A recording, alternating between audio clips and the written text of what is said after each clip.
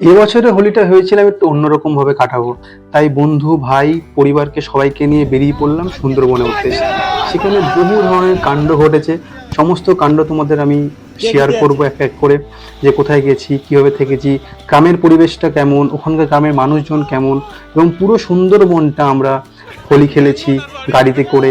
এবং so hello guys, আমাদের হঠাৎই প্ল্যান হলো সুন্দরবন যাওয়ার। আমাদের পুরো ফ্যামিলি যাচ্ছে সুন্দরবন। রাস্তায় তোমাদের পুরো জিনিসটা দেখাবো যে কী করে যাচ্ছি। ওকে, ব্লগটা স্টার্ট হচ্ছে, দেখো।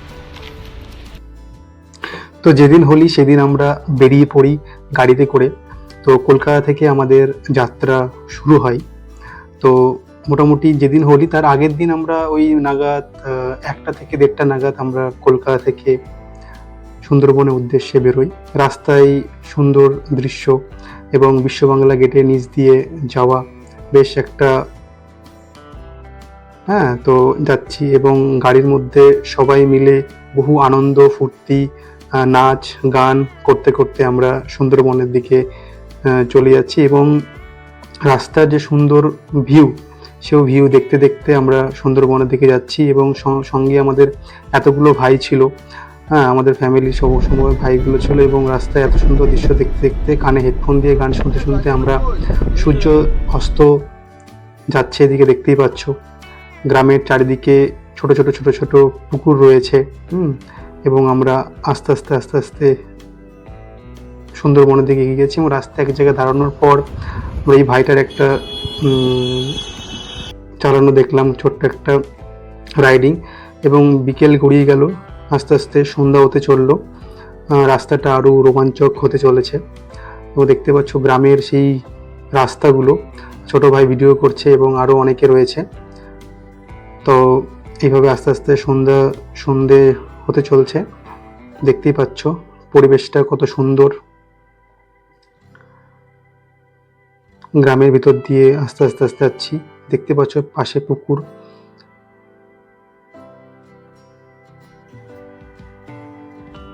চারদিকে প্রচুর গাছপালা রয়েছে।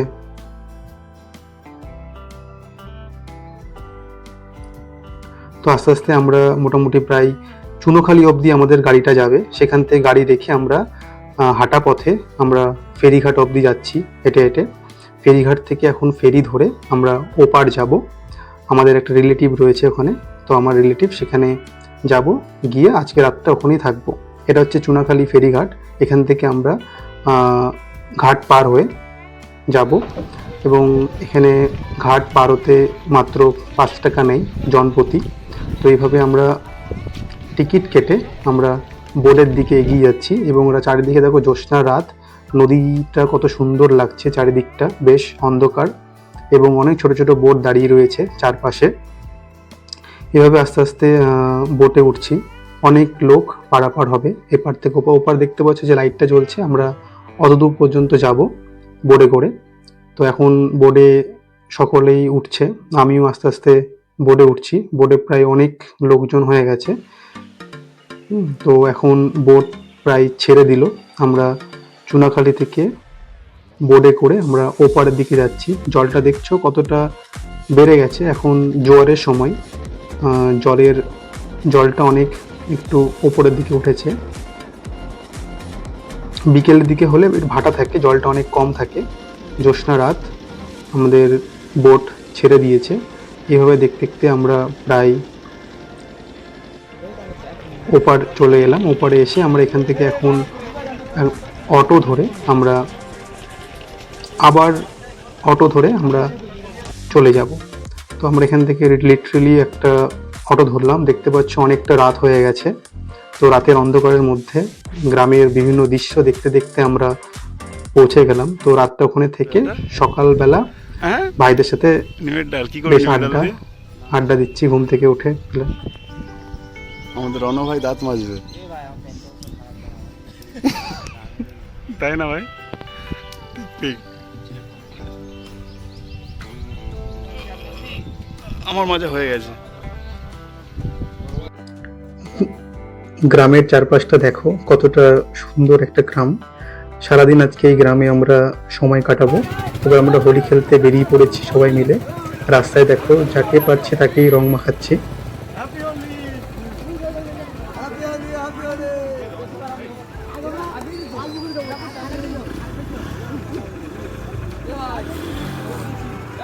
কি ওটা?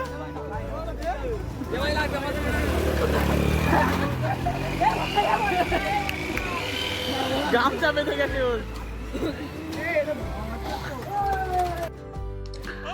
ভ্যানে করে আমরা পুরো গ্রাম পরিদর্শন করছি এবং রাস্তায় যাকে পারছি তাকেই রং মাখাচ্ছি। এভাবে আমরা পুরো গ্রাম পরিদর্শন করছি। আশপাশে দেখছো সুন্দরবনের বিভিন্ন নদী যেগুলো বয়ে গেছে সুন্দরবনের পাশ দিয়ে। তো এইভাবে নদী ঘাটের পাশ দিয়ে আমরা বিভিন্ন গ্রাম পরিদর্শন করছি। পাশে দেখতে পাচ্ছ তোমরা ম্যানগ্রোভ অরণ্য এবং বিভিন্ন বোট, ছোট ছোট বোট দাঁড়িয়ে রয়েছে এবং গ্রামের বিভিন্ন মানুষজন হোলিতে মেতে উঠেছে। তারা বিভিন্ন দেখতে পাচ্ছ তারা ডান্স করছে। প্রায় সকলেই, আমরাও ডান্স করছি, আমিও করছিলাম ডান্স। প্রায় সব গ্রামের প্রত্যেকটা মানুষের সঙ্গে বেশ ঘুল মিশিয়ে গেছিলাম একটা দিনের জন্য।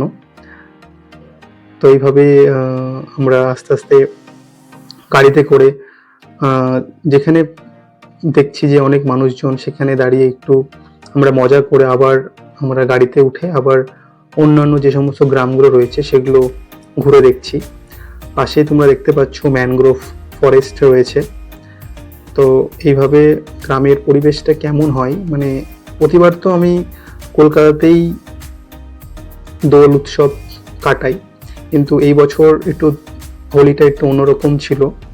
তো হঠাৎই প্ল্যান হলো যে এবারে হোলিটা সুন্দরবনেই কাটাবো।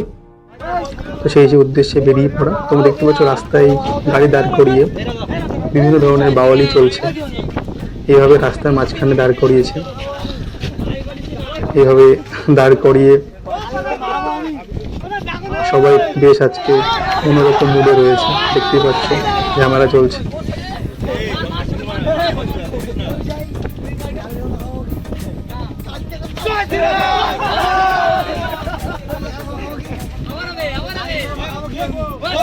প্রায় গ্রামে এসব দেখা যায়। তো এই এরকম করতে করতে আমরা আবার গাড়িতে করে বাড়ির উদ্দেশ্যে ধীরে ধীরে যাচ্ছি। অনেকটা বেলা হয়ে গেছে, সেই সকালবেলা বেরিয়েছি সবাই মিলে। এটা আমার ভাই পাশে দেখাচ্ছে। তো যাই হোক, তো আস্তে আস্তে আমরা বাড়ি পৌঁছে এবার স্নান করব। তো আমাদের বাড়ির, গ্রামের বাড়ির পুকুর রয়েছে, এই পুকুরে আমরা সবাই মিলে, ভাইরা মিলে একসঙ্গে স্নান করব। দেখতে পাচ্ছ কত সুন্দর একটা পুকুর। সাঁতারটা বেশ পারি আমি, ছোটবেলা শিখেছিলাম। মাঝে একটা ভাই দাঁড়িয়ে রয়েছে, জল আছে অনেক, একটা নিচে একটা গাছ রয়েছে, গাছের ওপর আমার পিছনে যে ভাইটা আছে সে দাঁড়িয়ে রয়েছে গাছের উপরে। বেশ একটা গ্রামের ঠান্ডা জল, বেশ ভালো লাগছে। বহুদিন পর পুকুরে এইভাবে স্নান করছি, সাঁতার কাটছি, প্রায় সচরাচর হয় না। কলকাতায় তো এরকম কোনো রকম ভালো পুকুর দেখতে পাওয়াই যেন, তোমরা জানো। তো এইভাবে স্নান করে খাওয়া দাওয়া করে বিকেলে একটু সাইট সিনে আমরা বেরিয়ে পড়লাম। সুন্দরবনে ম্যানগ্রোভে যে সমস্ত জঙ্গলগুলো রয়েছে সেখানে একটু ছবি তুলবো, বা নদীর আশেপাশে কিছু জায়গা রয়েছে সেগুলো ফটো তুলবো। এভাবে আস্তে আস্তে বিকেলটা গ্রামটা ঘুরে দেখলাম। সুন্দর একটা গ্রাম দেখতে পাচ্ছ, রাস্তা চলে গেছে এবং নদীর পাশে আমরা চলে এসেছি। এখান থেকে এই সমস্ত ম্যানগ্রোভ ফরেস্ট, এগুলো পুরো ম্যানগ্রোভ ফরেস্ট, সবুজে সবুজ চারিদিকটা। এবং দেন আমরা তারপরের দিন সকালবেলা, কালকে ওদিন রাতটা ঘুমিয়ে সকাল সকাল উঠে পড়লাম। উঠে জেঠুর সাথে, আমাদের একটা ছোট্ট পুকুর রয়েছে, সেখানে জেঠুর সাথে মাছ ধরলাম। দেখতে পাচ্ছ জেঠু ঘূর্ণি জাল নিয়ে মাছ ধরছে। আজকে দুপুরটা মাছ করবে, সেজন্য গ্রামের বাড়ির যে পুকুর রয়েছে সেই পুকুরে মাছ ধরেই আজকে দুপুরটা মাছ রান্না হবে। এবং তার সঙ্গে চিকেন তো রয়েছে। দেখতে পাচ্ছ মাছ ধরছে জেঠু। এই পুকুরের উপরে অনেক মাছ, আমি এর আগেও এসেছি দুবার, তখন জলটা অনেক বেশি ছিল। এখন গরমের টাইমে পুকুরের জলটা অনেক কমে গেছে, তো অনেক মাছ আছে এখানে। যেটা বলছিল যে প্রায় 2-3 মাস আগে প্রায় 10,000 টাকার মাছ এই পুকুরটাতে ফেলেছে। দেখতে পাচ্ছ প্রায় অনেকটাই মনে হচ্ছে মাছ উঠেছে। দেখবো কাছে গিয়ে কি কি মাছ উঠলো জালে। বড় পড়েছে। জেঠু পার দিয়ে এদিকে নিয়ে আসছে আমার কাছে। এখন যেগুলো ভালো মাছ হবে বড় বড় সেগুলো আমি ব্যাগে নেব জেঠুর কাছ থেকে। মনে হয় অনেকগুলোই উঠেছে, দেখো অনেকগুলো মাছ উঠেছে বেশ। তেলাপিয়া, ছোট ছোট কাতল, পুঁটি, রুই, চায়না পুঁটি, বড় একটা চায়না পুঁটি আছে। বেশ গ্রামের একটা অন্যরকম পরিবেশ, জ্যান্ত জ্যান্ত মাছ ধরে খাওয়ার একটা আলাদাই একটা মজা, যেটা শহর এলাকায় পাওয়া যায় না, সবাই মিস করে। তো গ্রাম একটা আলাদাই, আমার ছোটোবেলা থেকে গ্রাম খুব পছন্দ, কারণ আমি যেহেতু ছোটোবেলা থেকে শহরে মানুষ হয়েছি, তো গ্রামের পরিবেশটা আমার খুব ভালো লাগে। কারণ আমি প্রতি বছর যখন আমার আমি যখন এক্সাম শেষ হয়ে যেত ক্লাস 7-8-এ, তখন আমি পিসিদের গ্রামের বাড়ি রয়েছে, সেখানে আমি চলে যেতাম, সেখানে কিছুদিন কাটাতাম। বেশ খুব পছন্দ আমার, সবুজে ঘেরা গ্রাম, 4-5টা হবে, এবং এরকম মাছ ধরতে বেশ খুব ভালো লাগে আমার। একটা বড় মাছ নিয়ে নিলাম ব্যাগের মধ্যে, তো আর একবার জাল ফেলেছি, এবার দেখি কি ওঠে।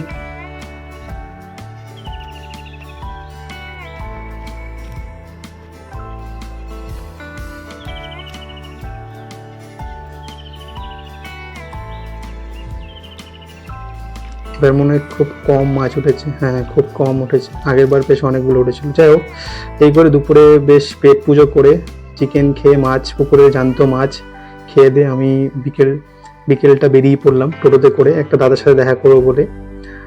তো আমি একাই গেছি, ভাইরা কেউ আসেনি সেদিন। তো আমি দুপুরবেলা খাওয়া দাওয়া করে বেশ দাদার ওখানে চলে গেছিলাম। সেটা প্রায় আমি যেখানে আছি সেখান থেকে আরও 5 কিলোমিটার দূরে। সেখানেও আবার একটা নদী পার হতে হবে, কারণ সুন্দরবনটা তোমরা জানো চারপাশে বিভিন্ন নদীতে ঘেরা। তো এবার দেখতে দেখতে আমরা প্রায় ঘাটে চলে এসেছি। ওপারে দাদা ওয়েট করছে আমার জন্য। দেখতে পাচ্ছ ম্যানগ্রোভ ফরেস্ট চারিদিকে, হ্যাঁ চারিদিকে ম্যানগ্রোভ ফরেস্ট, এবং সামনেই রয়েছে একটা বড় নদী। এই নদীটা এখন পার হতে হবে আমাদের। তো আমি একাই এসেছি, তো এই সেই নদী দেখতে পাচ্ছ, একটা সামনে চারিদিকে ম্যানগ্রোভ ফরেস্ট, এবং সামনে একটা বড় নৌকা যাচ্ছে। ওখানে হয়তো অনেক কিছু বালি বা কিছু সামান, কিছু জিনিসপত্র রয়েছে যেগুলো নিয়ে যাচ্ছে বড় নৌকাতে করে। এবার সামনে এখন ওয়েট করতে হচ্ছে, কারণ কিছুক্ষণ পর পর ছোট ছোট যে নৌকাগুলো আসে, যাকে ভটভটি বলা হয়, তো আমি উঠে পড়েছি ওপরে, এবং এখন সেটা বড়বড়ি চালু হয়ে গেছে। এখন এপার থেকে আমরা ওপারে যাব। দেখতে পাচ্ছ নদীটা প্রায় অতটাও চওড়া নয়, মোটামুটি রয়েছে। তো আমরা এখন এই পার থেকে ওপার চলে যাচ্ছি। বেশ খুব একটা ভালো লাগা যে নদী পথে এপার থেকে ওপারে যাওয়া, সুন্দরবন যে গ্রামকে পরিদর্শন করা একটা আলাদাই অনুভূতি। তো চারপাশটা দেখতে পাচ্ছ, এখন এপার থেকে ওপার যাচ্ছি। গ্রামের পরিবেশটাই খুব সুন্দর, এবং কিন্তু যোগাযোগ ব্যবস্থা খুবই অতটাও ভালো নয়। তো যাই হোক, দাদার সাথে দেখা হয়ে গেছে, আমরা এখন দাদাকে নিয়ে দাদার একটু গ্রামটা ঘুরছি। দেখতে পাচ্ছ চারিদিকে মাটির বাড়ি এবং খুব কম গাছপালা পরিদর্শন করছি। তো এখন বেরিয়ে পড়ছি দাদার সাথে, বিকেলটা একটু ঘুরবো, চারপাশে ফুটবল খেলবো দাদা বলছে। এই গ্রামটার নাম হচ্ছে সুন্দরবনের মোল্লাখালী। প্রায় গোসাবা থেকে ক কিলোমিটার ভেতরে এটা গোসাবা ব্লকের মধ্যে পড়ছে। আচ্ছা, যাই হোক, চলো এখন ফুটবল খেলবো, মাঠের দিকে যাচ্ছি আমরা। তো মাঠে নেমে পড়েছি গ্রামের ভাইদের সাথে ফুটবল খেলবো বলে। তো মাঠে নামার আগে একটু প্র্যাকটিস করে নিচ্ছি, কারণ বহুদিন আমি ফুটবল খেলি না, প্রায় 2-3 বছর আগে খেলেছিলাম লাস্ট, মনে পড়ে। তো যাই হোক, সুযোগ পেয়েছি, কারণ যে দাদার সাথে দেখা করতে গেছিলাম, ধনঞ্জয় দা, সে ওয়েস্ট বেঙ্গল পুলিশে রয়েছে এখন বর্তমানে। তো অনেকদিন ধরে বলছিল আমার হোস্টেলের দাদা। তো যাই হোক, সুযোগ হয়েছে, এবং তো সে সাডেনলি ডাকলো যে চলে এসো, আমি বাড়িতেই আছি। কারণ দাদা তো বেশিরভাগ সময় বাড়ির বাইরেই থাকে ডিউটিতে, তো এসেছে, তো আমারও সুযোগ হয়ে গেল একবার দেখা করা। তো যাই হোক, তো বিকেলটা একটু খেলাধুলা করলাম, খেলাধুলা করে আবার আমি চলে যাব আমার রিলেটিভ বাড়িতে। দেখতে পাচ্ছ গ্রামের সমস্ত ছেলেরা কত সুন্দরভাবে তারা খেলাধুলা করছে, বেশ ভালোই লাগে দেখতে। এটা ধনঞ্জয় দা নীল জামা পরে, যেটা নীল গেঞ্জি পরে যেটা পরে রয়েছে, সেইখানেই মানুষ, এবং ছোট থেকেই বাইরে পড়াশোনা মানে পড়াশোনার জন্য বাইরেই থাকে। এইভাবে দেখতে দেখতে আমরা বাড়ি ফিরে এলাম। বাড়ি ফিরে এসে মানে বোটে করে আমরা আস্তে আস্তে সুন্দরবনের পুরো জায়গাটা ঘুরছি। এইভাবে বোটে ঘুরতে আমার বহুদিনের ইচ্ছা ছিল, মানে যেইভাবে বোটে করে সুন্দরবনের ম্যানগ্রোভ ফরেস্ট দেখতে দেখতে যাব। তো আজকে অনেকদিন পর স্বপ্নটা সত্যি হলো, যেইভাবে নদীর বুকে ছোট্ট বোটে করে, সামনেই ম্যানগ্রোভ, কোনোরকম বাঘ বা কুমির দেখতে পাইনি। তো আরও গভীর জঙ্গলে যেতে হবে। তো যাই হোক, যেটুকু দেখতে পেরেছি সেটাতেই আমি অনেকটাই খুশি, কারণ মানে প্রথমবার এভাবে মানে যাওয়া সুন্দরবনে এই নদী পথে। এবং দেখতে পাচ্ছ সামনে একটা ছোট বোট আসছে অনেকটা স্পিডে। তো এই বোটে করে অনেকে মানে ট্যুর করে 3 দিন, মানে 4 দিন 3 দিন এইভাবে তারা ট্যুর করে। বিভিন্ন ট্যুরগুলো রয়েছে, সেটা ক্যানিং থেকে স্টার্ট হয়। তো যাই হোক, এখানে দেখতে পাচ্ছি কত বড় একটা নদী, বেশ অনেকটা চওড়া রয়েছে। এইভাবে আমরা নদী পথে আস্তে আস্তে আস্তে আস্তে আমরা ম্যানগ্রোভ ফরেস্ট দেখতে দেখতে আমরা ঘাট অবধি যাব, এবং সেখান থেকেই আমাদের ফ্যামিলি ওয়েট করছে সেখানে। তো ভাইরা ওয়েট করছে, এবার সবাই মিলে আমরা ওখানে যাব। ওখানে যাওয়ার পর ওখান থেকে গাড়ি ধরে আমরা কলকাতার উদ্দেশ্যে যাব। তো যাই হোক, রাস্তাটা বেশ অনেকটা ভালো লাগছে। দেখতে পাচ্ছ চারদিকে শুধু ম্যানগ্রোভ আর ম্যানগ্রোভ। বহু এখানে প্রজাতির রয়েছে, এবং এরকম বোট পাশ দিয়ে বেরিয়ে যাচ্ছে। এখন জল অনেকটা কম, যেহেতু এখন ভাটা চলছে। একটু সন্ধ্যের দিকে জলটা আর অনেকটাই বেড়ে যায় অ্যাকচুয়ালি। দেখতে পাচ্ছ অনেকটা আশপাশে অনেকটা জলটা কমে গেছে, কাদা কাদা ভাব নদীর দুপাশেই।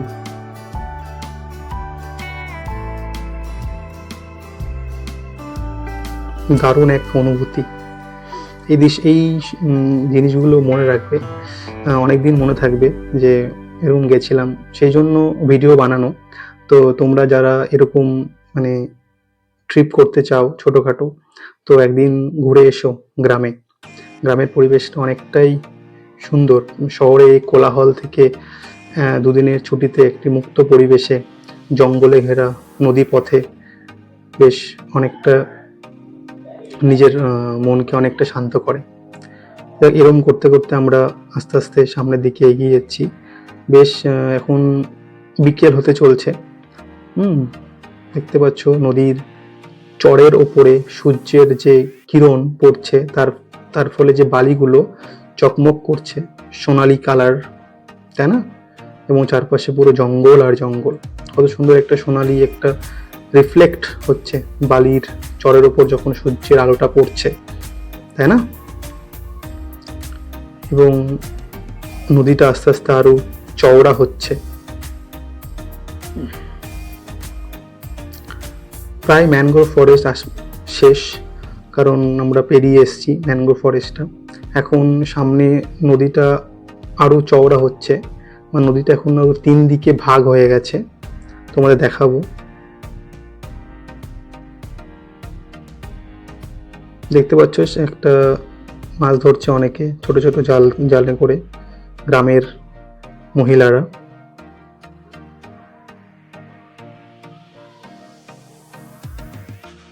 সুন্দর একটা বিকেল এইভাবে বহুদিন পর কাটলো, খুব ভালো লাগছে অ্যাকচুয়ালি।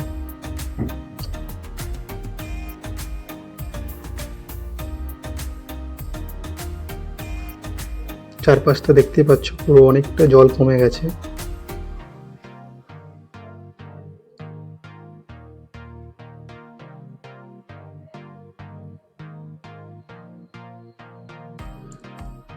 এখন জলটা অনেকটা বেড়ে গেছে, দেখতে পাচ্ছ। পুরো এখন আমরা মেন নদী পথে চলে এসেছি এবং নদীটা দেখতে পাচ্ছ অনেক চওড়া হয়ে গেছে।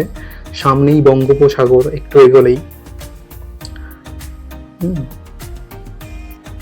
এবং পুরো জলটাই নোনা, দেখতে পাচ্ছ কত বড় চওড়া নদী, সামনেই বঙ্গোপসাগর রয়েছে। তো আমরা এখন প্রায় পৌঁছে গেছি আবার যেখান থেকে আমাদের যাত্রা পথ শুরু হয়েছিল সেখানেই। এই দুটো দিন বেশ খুব ভালোই কাটলো, কারণ প্ল্যান ছিল না যে এবারের দোলটা এইভাবে কাটবে। কারণ হঠাৎই মানে আগের দিন প্ল্যান হলো যে আমরা সুন্দরবন যাব, সেইভাবে আমরা বেরিয়ে পড়েছিলাম। তো আস্তে আস্তে আমরা আবার আমাদের গাড়িতে করে কলকাতার উদ্দেশ্যে রওনা দিলাম। দুটো দিন কি করে যে কেটে গেল মানে নিজেই বুঝতে পারছি না। বহু মজা হয়েছে, গ্রামের পরিবেশের সঙ্গে মিশেছি, ভাইদের সাথে মিশেছি, তাদের সাথে খেলা করেছি। এবার আস্তে আস্তে আস্তে আমরা গন্তব্যের দিকে চলে যাচ্ছি, কলকাতার দিকে। আশেপাশে দেখতে পাচ্ছ কত ছোট ছোট বিল রয়েছে গ্রামের, প্রচুর মাছ এখানে রয়েছে। দেখতে দেখতে আমরা কলকাতা প্রায় ঢুকে গেলাম। হ্যাঁ, আমরা এখন প্রায় নিউটাউনের দিকে একদিকে ঢুকছি। তো এইভাবে আমাদের সময়গুলো কেটে গেল। যাই হোক, ব্লগটা আশা করি খুব ভালো লেগেছে। সকলে খুব ভালো থেকো।